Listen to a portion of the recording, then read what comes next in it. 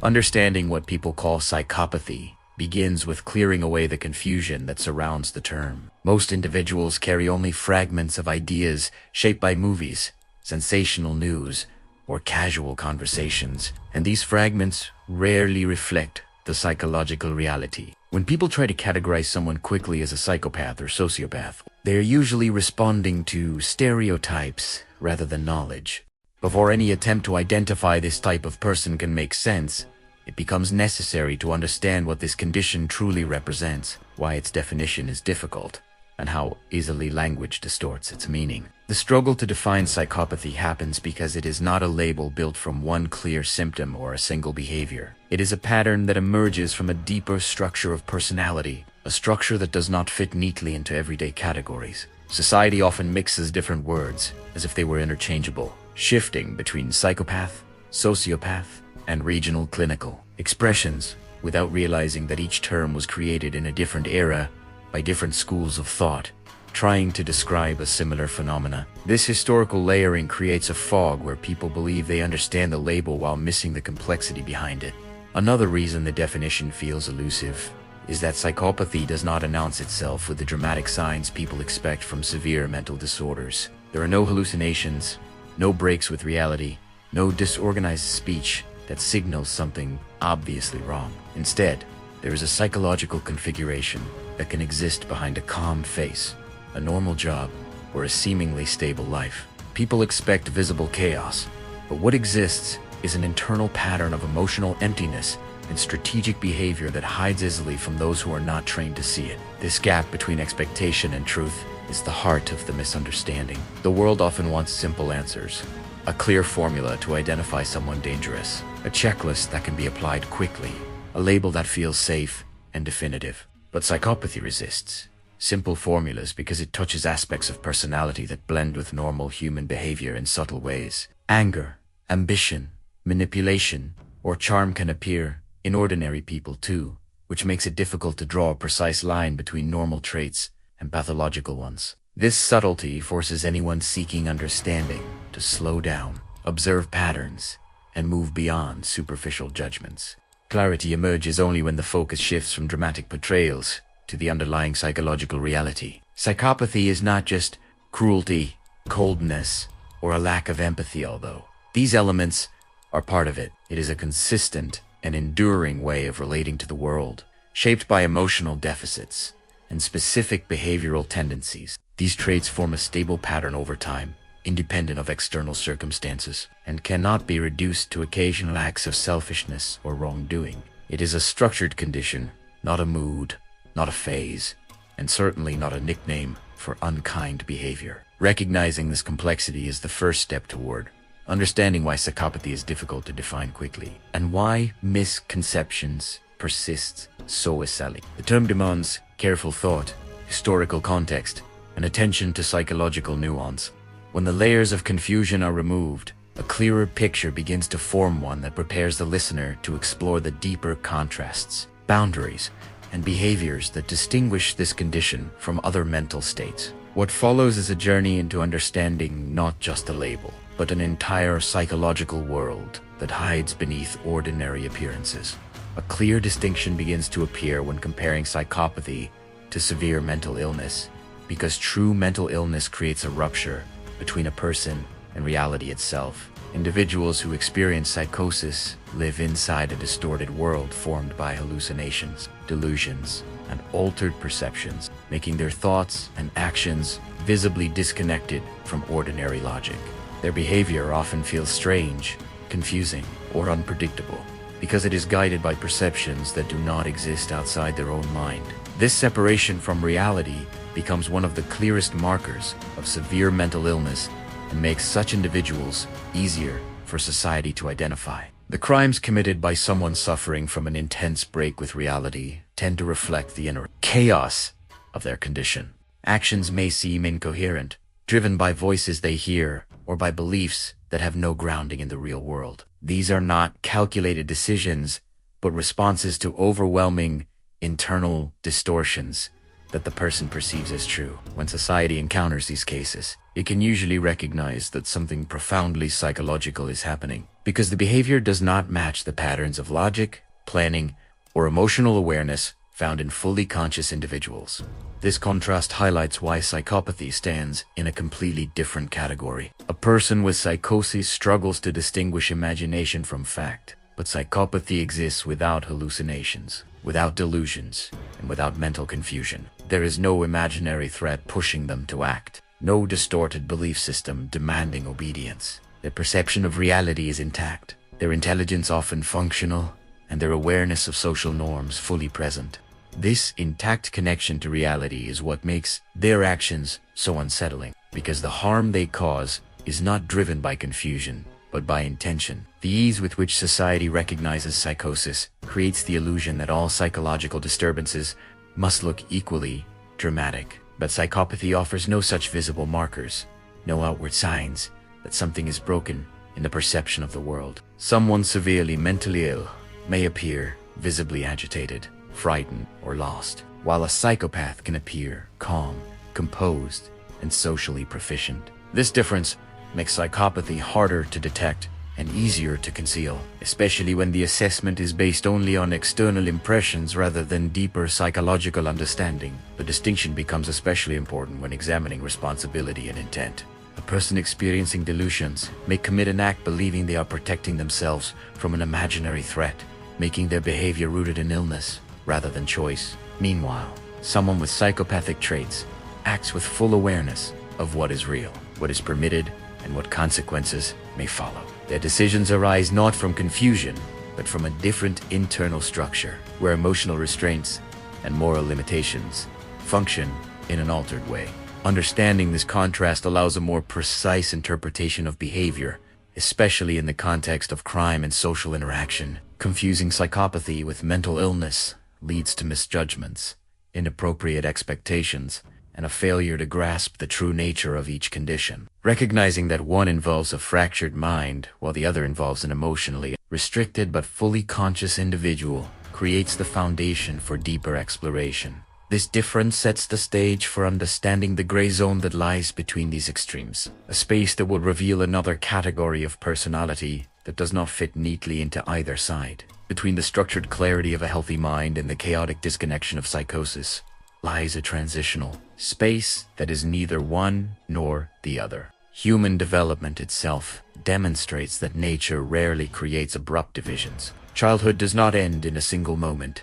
Dawn does not replace night with a sudden snap, and emotional states blend slowly rather than shifting like mechanical switches. This gradual movement is a law that governs both the physical world and the psychological one, revealing that there are mental territories that exist between extremes and deserve to be understood in their own right. When examining the spectrum of mental functioning through this lens, it becomes easier to see why not all individuals fit cleanly into categories of psychotic or normal. Just as there are twilight hours, blending darkness and light, there are personalities that blend stability with disturbance, clarity with distortion, and emotional control with profound moral deviation.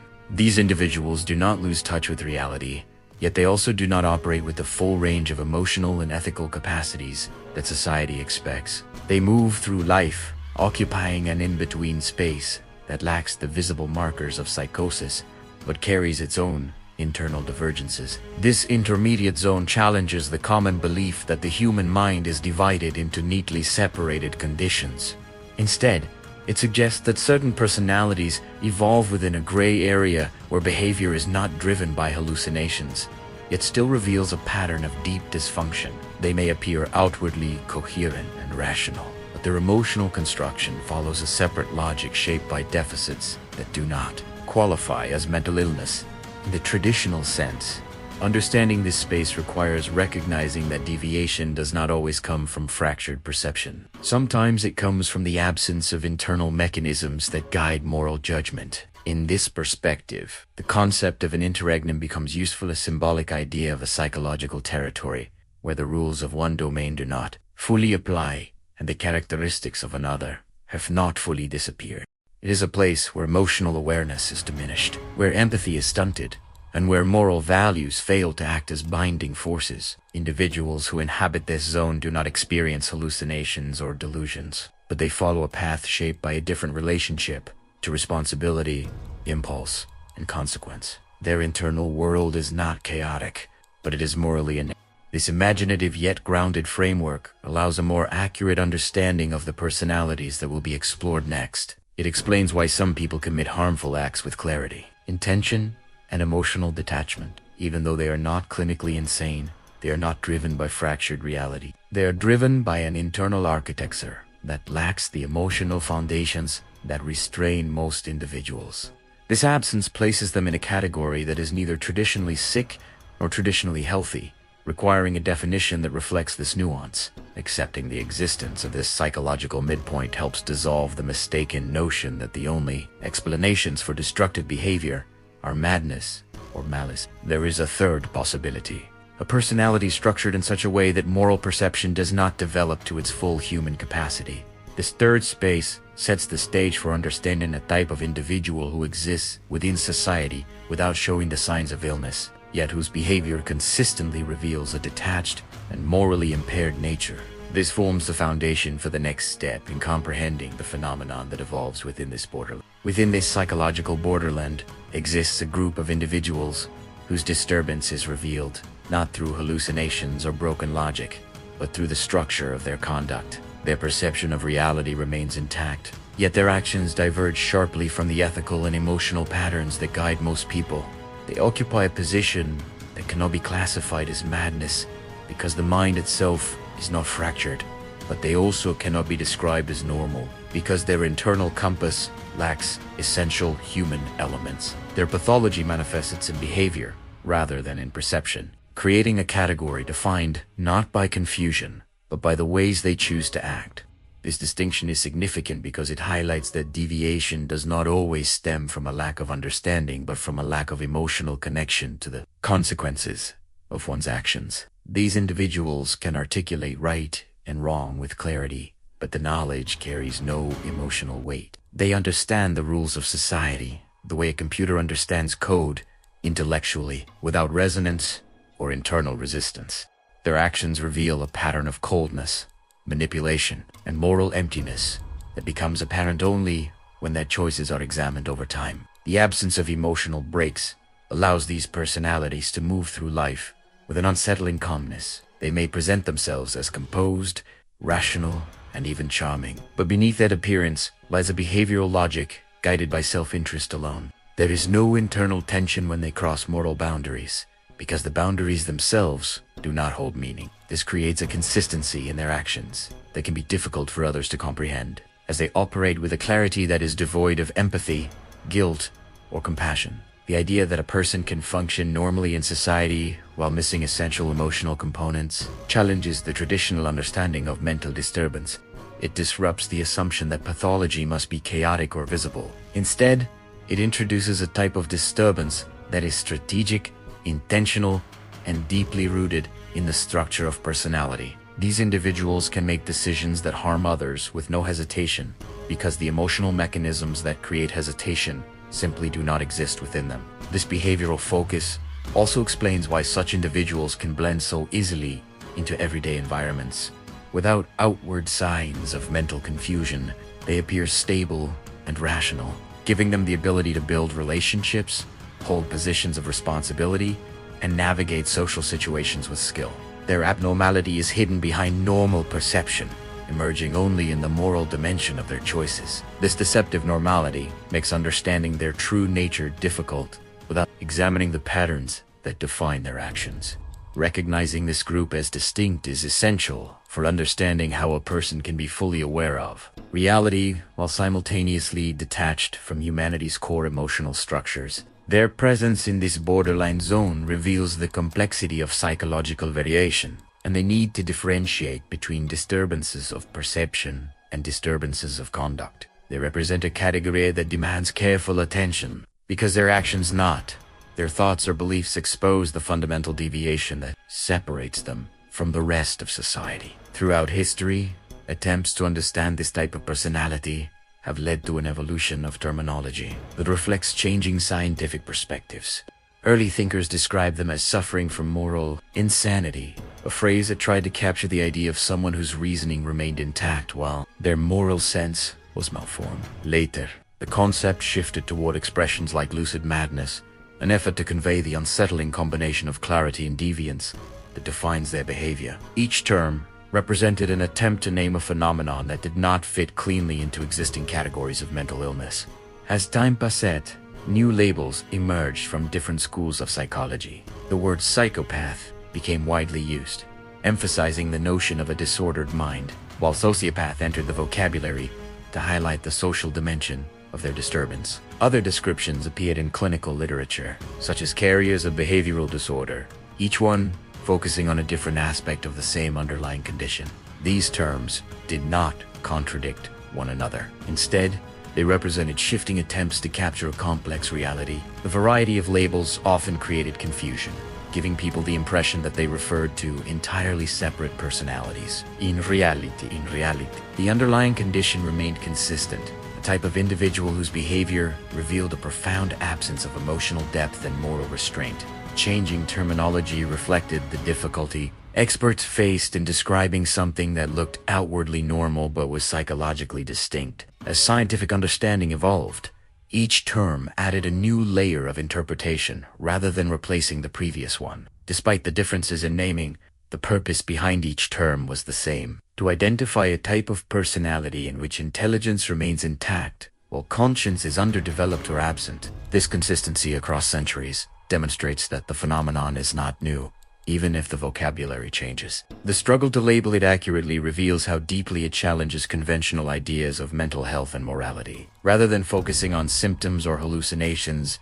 it highlights behavioral patterns rooted in emotional deficiency. Using a preferred term becomes a matter of emphasis rather than correctness. Some experts choose labels that stress the moral dimension, while others select names that underline the behavioral or social aspect. What matters is not the specific word, but the recognition that all these terms point toward the same psychological phenomenon. The changing language reflects the human effort to understand something that lies outside the boundaries of ordinary experience, something that requires more nuance than traditional diagnoses allow. Understanding this history of terminology helps clarify why the public often mixes and misuses these expressions without knowing their origins or the reasons behind their evolution. People use them as synonyms without realizing the subtle distinctions. By tracing how these names emerged and why they shifted, it becomes possible to approach the subject with greater accuracy and to recognize that the underlying condition has remained constant despite centuries of linguistic transformation.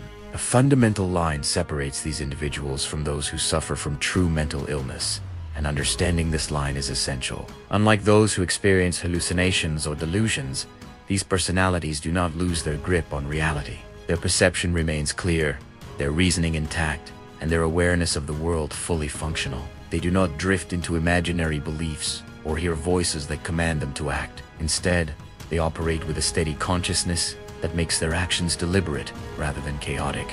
Their intelligence typically falls within normal ranges, sometimes even above average, further distinguishing them from individuals whose mental functioning is impaired by psychosis. They can analyze situations, strategize, and understand cause and effect with precision.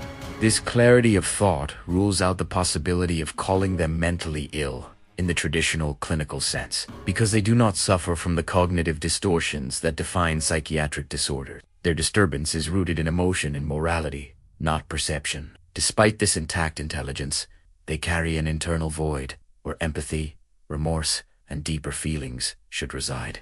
This absence shapes their behavior and decisions, guiding them toward actions that disregard the suffering of others. They are aware of the rules and aware of the harm they cause, but the emotional mechanisms that would restrain most people carry no weight for them. This gap creates a form of disturbance that does not fit into the framework of mental illness, yet reveals a profound deviation from normal psychological functioning. Calling them mentally ill would imply a condition that impairs understanding, disrupts reasoning, or distorts judgment, none of which apply here. Instead, they represent a type of personality disturbance that is stable, enduring, and deeply rooted in the emotional architecture of the individual. They do not drift unpredictably between clarity and confusion. Their logic remains consistent.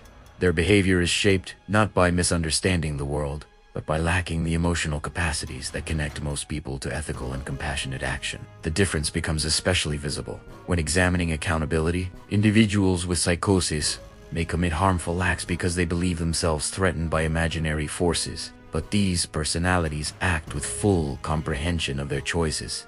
They understand consequences clearly, yet this understanding does not translate into restraint. Their disturbance affects their capacity for connection, guilt, and empathy, but not their cognitive abilities, making them fully responsible for their decisions under the law and in moral evaluation. Recognizing this separation helps prevent the mistake of treating them as if they were confused or delusional.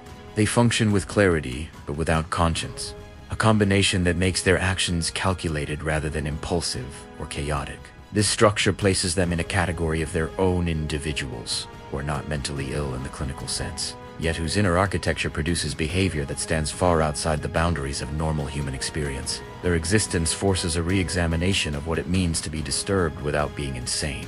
Popular culture has spent decades glamorizing the idea that these individuals possess extraordinary intelligence, portraying them as masterminds who stay 10 steps ahead of everyone else. Films, series, and books had turned them into figures of fascination, as if a lack of empathy were somehow linked to genius. This illusion creates a powerful myth that distorts public understanding, making people believe that the absence of emotional depth is accompanied by superior strategy and brilliant reasoning. In reality, this connection is largely fictional, constructed more for entertainment than for accuracy. When the real world is examined, the pattern becomes very different. Many of these individuals display normal or slightly below average intelligence, and while they may have a certain cunning or social adaptation, they do not possess the remarkable brilliance portrayed in fiction. Their mistakes are often obvious when seen in hindsight, revealing impulsive decisions, poor long-term planning, or a failure to anticipate consequences. This inconsistency contradicts the idea of an infallible, coldly calculating mind and exposes the limitations of their intellect. The myth of the genius arises in part because these individuals can mimic confidence and control, giving the impression of superior ability. Their lack of fear and emotional hesitation can appear, at first glance, as a sign of strategic mastery rather than as a symptom of emotional emptiness. People often confuse emotional detachment with intelligence, assuming that someone who feels no remorse must also be capable of flawless calculation. But this interpretation ignores the fact that many of their actions are reckless, short-sighted, or self-sabotaging. In addition, society tends to remember only the rare, exceptional cases where such individuals were intelligent, organized, or unusually skilled, reinforcing the stereotype. These outliers become symbols, overshadowing the far more common reality in which such personalities fail, get caught, or expose themselves through careless decisions. The tendency to highlight extraordinary examples creates a distorted picture, making it seem as if genius is a defining trait when it is, in fact, the exception rather than the rule. This glamorization also feeds into a cultural hunger for stories about brilliant villains, fueling narratives that turn these personalities into enigmatic figures rather than into what they truly are. Entertainment media relies on heightened drama, so it exaggerates traits that captivate audiences. As a result, the public internalizes ideas that have little to do with psychological truth and much to do with cinematic aesthetics. This glamour becomes a veil that obscures the simpler, more grounded understanding of these individuals. When the myth is stripped away, a clearer picture forms. These individuals are defined not by genius, but by a distinct emotional structure and behavioral pattern.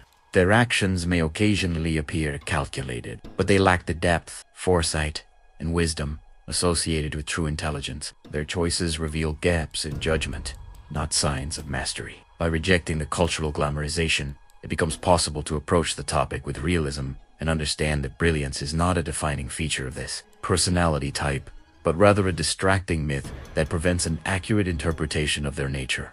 The contrast between these individuals and ordinary people becomes clearest when examining emotional life. Most human beings possess a set of higher feelings that guide moral choices, such as compassion, empathy, pity, and the ability to connect with the suffering of others. These emotions act as an internal compass, grounding decisions in a shared sense of humanity. In these individuals, however, these higher feelings are absent or drastically reduced, creating a profound internal emptiness where moral sensitivity should be. This absence shapes every aspect of their behavior and interactions. Because the emotional foundation is missing, their actions are driven almost entirely by self. They evaluate situations based on how outcomes affect them personally, without considering the emotional or ethical impact on others.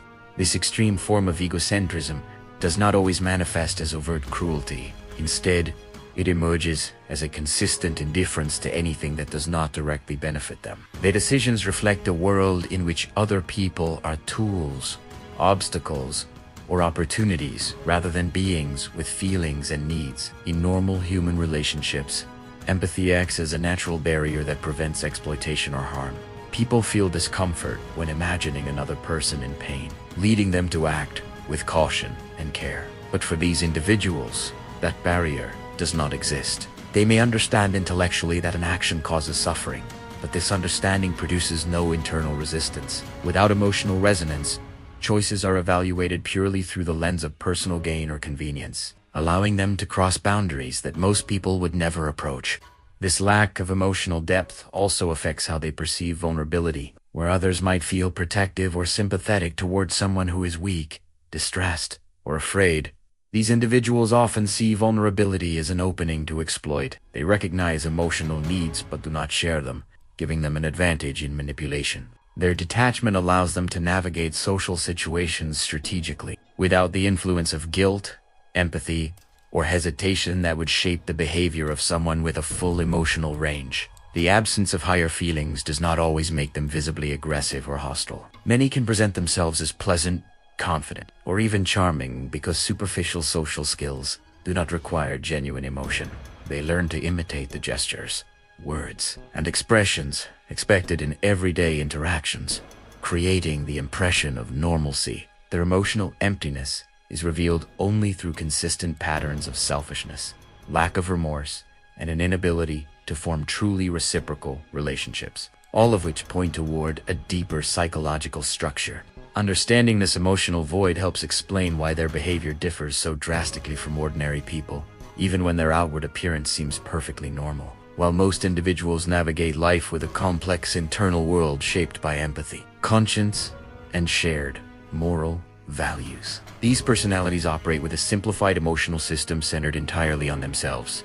This fundamental difference becomes the root of many of their actions and reveals why they stand apart from the rest of society. The absence of empathy and moral sensitivity naturally extends to the absence of remorse. When confronted with the harm they have caused, these individuals do not experience guilt in the way ordinary people do. Instead of feeling sorrow for the pain inflicted on others, their emotional reaction, if any, revolves around their own circumstances.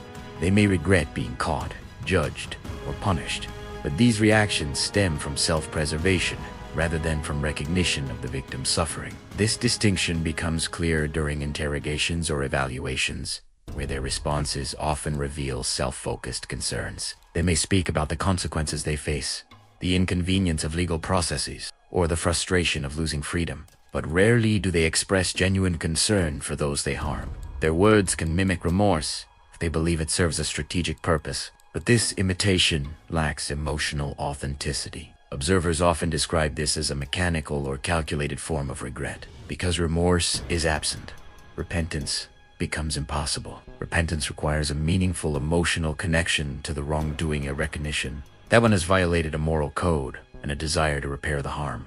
Without empathy or guilt, there is no internal motivation to change behavior or avoid future harm. Their decisions remain guided by self-interests, making any expression of regret a performance rather than a genuine emotional response. This creates a cycle where harmful actions can be repeated without internal conflict. The lack of remorse also influences how they relate to consequences. Instead of seeing punishment as a moral response to wrongdoing, they interpret it as an inconvenience or setback. Their focus remains on how to minimize personal loss rather than on the moral implications of their actions. This perspective creates a fundamental disconnect between them and the moral expectations of society, reinforcing the idea that their emotional architecture differs in essential ways from that of ordinary individuals. In many cases, observers are disturbed by how calm or indifferent these individuals seem when discussing acts that would emotionally devastate others. This calmness is not a sign of strength or control, but a reflection of emotional detachment. They do not relive the event with guilt, self-blame, or moral anguish. Instead, they recount it with the same tone they might use to describe any ordinary event. This emotional flatness makes their behavior difficult for others to comprehend and contributes to the perception of coldness or inhumanity.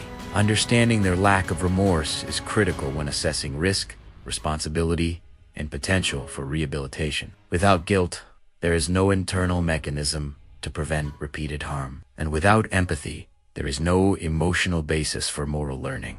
Their behavior cannot be corrected through appeals to conscience, because the psychological structures required for such appeals are absent. Recognizing this helps create realistic expectations about their nature and emphasizes the importance of evaluating them through behavioral patterns, rather than emotional responses.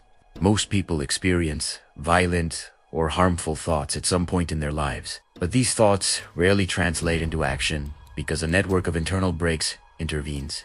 Moral values, empathy, religious teachings, social norms, and personal conscience form a system of restraints that stop impulses before they become behavior. These brakes operate automatically, shaped by years of emotional development and social learning. They remind individuals of consequences, evoke discomfort at the idea of harming others, and guide them back towards safer, more ethical choices. For the individuals in question, these internal brakes are weak or completely absent. While they may understand rules intellectually, they do not feel the emotional pressure that normally accompanies moral decisions. Thoughts of harm do not trigger guilt or hesitation, allowing impulses to move far more freely toward action. This lack of restraint creates a dangerous proximity between intention and behavior, shrinking the gap that protects most people from acting on violent or selfish impulses. Without these moral filters, decisions become guided almost exclusively by desire, opportunity, and self. If an action promises personal benefit,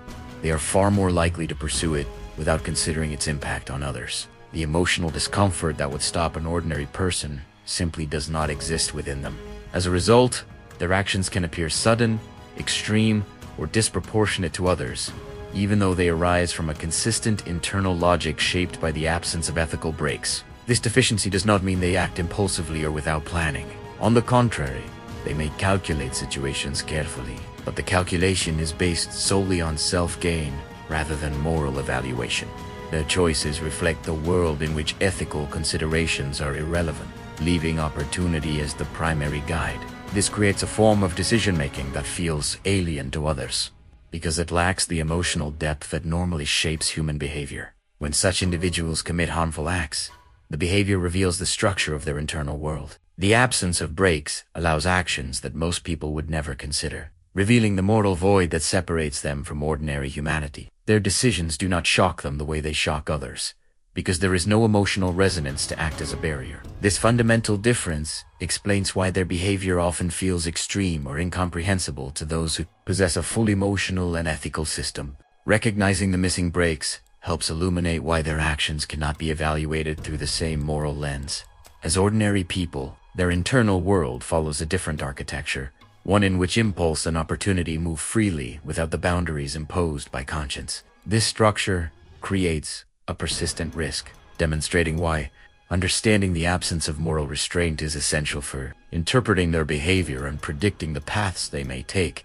Although these individuals often move through society without attracting attention, their crimes tend to reveal the truth that their daily behavior conceals. Outwardly, they can appear perfectly normal, calm, polite, and socially adjusted because they do not display the visible symptoms associated with psychosis. Their clothing, speech, and mannerisms present nothing unusual, allowing them to blend seamlessly into workplaces, communities, and relationships. This facade functions as a mask, an imitation of normality crafted through observation rather than emotion, and it enables them to navigate social environments without raising suspicion. Beneath this mask, however, lies a moral structure that diverges dramatically from ordinary human experience. They may show charm, warmth, or friendliness, but these qualities exist at the surface level, unconnected to genuine emotional depth. Their social behavior is strategic, not heartfelt. designed to manipulate perceptions and gain access to opportunities. People around them may interpret this behavior as sincerity, unaware that what they are witnessing is a performance shaped by utility rather than empathy. The crimes committed by these individuals provide clearer insight into their true nature. The mask cannot hide the patterns embedded in their actions. Their offenses often display a combination of coldness, calculation, and lack of remorse that stands in stark contrast to the emotions most people would feel in similar circumstances. These acts serve as precise reflections of their internal world, exposing the absence of empathy, the disregard for others, and the self-centered logic that guides their choices. The behavior becomes a mirror of the psychological architecture hidden behind their charm. Observers are often shocked by the contrast between the person they thought they knew and the severity of the actions revealed. This shock arises because most people assume that outward normality reflects inward normality, a belief that does not apply in these cases. The disconnect between appearance and behavior makes it difficult for others to recognize the warning signs before harm occurs. When the truth finally emerges, it challenges the assumption that emotional disturbance must be visible or chaotic to be real. The revelation of their crimes also exposes how skillfully they can manipulate social expectations. Their ability to behave normally leads others to trust them, underestimate them, or dismiss concerns that might otherwise raise alarms. This strategic adaptation allows them to avoid detection for long periods, sometimes moving from one environment to another without leaving obvious clues. The mask remains intact until circumstances force their behavior into the open, revealing the dissonance between appearance and reality. Understanding how their crimes reflect their psychological nature is crucial for recognizing the difference between superficial normality and genuine emotional health. Their actions display the underlying moral deformity that their everyday charm conceals, making their behavior the real diagnostic indicator. While their outward presentation may fool those around them, the patterns revealed in their conduct, especially under pressure or when pursuing personal gain, truth far more clearly than their words or demeanor ever could. Not all individuals with this personality structure become violent offenders. Many operate within society by seeking positions of influence and control. Their emotional detachment and strategic mindset draw them toward environments where power, authority, and manipulation offer clear advantages. In these spaces, they can exert control over others without needing to form emotional bonds or moral commitments. Politics, leadership roles, and competitive institutions become ideal settings for their traits to flourish because these arenas reward confidence, assertiveness, and the ability to navigate conflict without hesitation. Their skill in reading social dynamics allows them to identify vulnerabilities within groups and exploit them to advance their own interests. They may create divisions, encourage rivalries, or manipulate alliances to secure influence.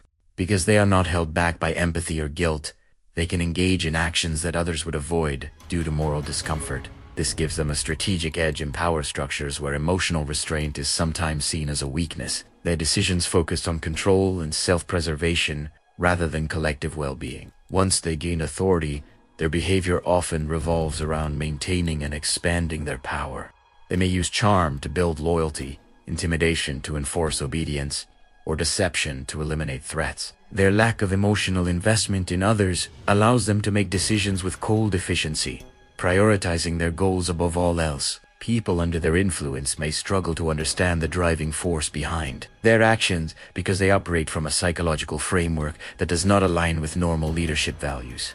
In positions of power, their impact can extend far beyond personal interactions. They may shape environments by normalizing manipulation, fear, or conflict, creating atmospheres where others feel uncertain or controlled. Their ability to act without moral hesitation makes them capable of decisions that harm many while benefiting themselves. These environments often become unstable or toxic, reflecting the internal logic of the person in command rather than the needs of the group they lead. Because these individuals can appear charismatic and competent, they may rise quickly through ranks without raising suspicion. Their success reinforces the illusion that they are effective leaders, masking the underlying self-serving motivations. Colleagues, followers, or subordinates may not recognize the dangers until patterns of exploitation become too obvious to ignore. By then, the damage may already be significant, affecting morale, trust, and the overall functioning of the group or institution. Understanding their presence in positions of authority is essential because it reveals another dimension of their psychological structure. They do not seek power to serve or guide others, but to secure an environment where their desires dominate without restraint. Their strategic behavior, emotional detachment, and disregard for moral boundaries make power an attractive arena for them. Recognizing these patterns helps explain why they are often found in roles where control, influence, and manipulation are central to daily operations. This personality structure is described as enduring and unchangeable, forming a consistent pattern from childhood through adulthood without significant transformation, unlike temporary behavioral issues or treatable mental illnesses. This condition does not respond to therapy, medication, or rehabilitation efforts. The traits remain stable over time, shaping the individual's actions and decisions throughout life. This permanence creates a reality that challenges the common belief in personal reform or psychological recovery. When individuals with these traits commit severe crimes, the implications for society become especially serious, because their internal architecture does not change. Releasing them after punishment can expose others to repeated harm. Traditional justice systems rely on the idea that offenders can learn, change, or feel remorse. But these assumptions do not apply here. The absence of empathy and remorse prevents meaningful moral development, making recidivism not a possibility but an expectation if circumstances align. For this reason, some experts argue that such individuals should not be treated with the same standards used for offenders whose crimes stem from emotional instability or temporary conditions. Instead, they emphasize the need for security measures designed specifically for individuals whose psychological patterns are fixed and dangerous. The goal is not punishment for punishment's sake, but the protection of society from predictable future harm. This perspective reframes the justice system's role when dealing with such offenders. The risk of releasing these individuals into society is not theoretical. It stems from the consistent pattern of behavior observed across countless cases. Their decisions are driven by self-interest without moral constraint, making them capable of repeating harmful actions whenever opportunity arises, without internal breaks or emotional growth. External supervision becomes the only mechanism capable of controlling their behavior. Even then, supervision offers limited protection, which is why some advocate for permanent containment in severe cases. This approach may appear harsh, but it emerges from the understanding that rehabilitation requires the capacity for emotional learning, a capacity these individuals do not possess.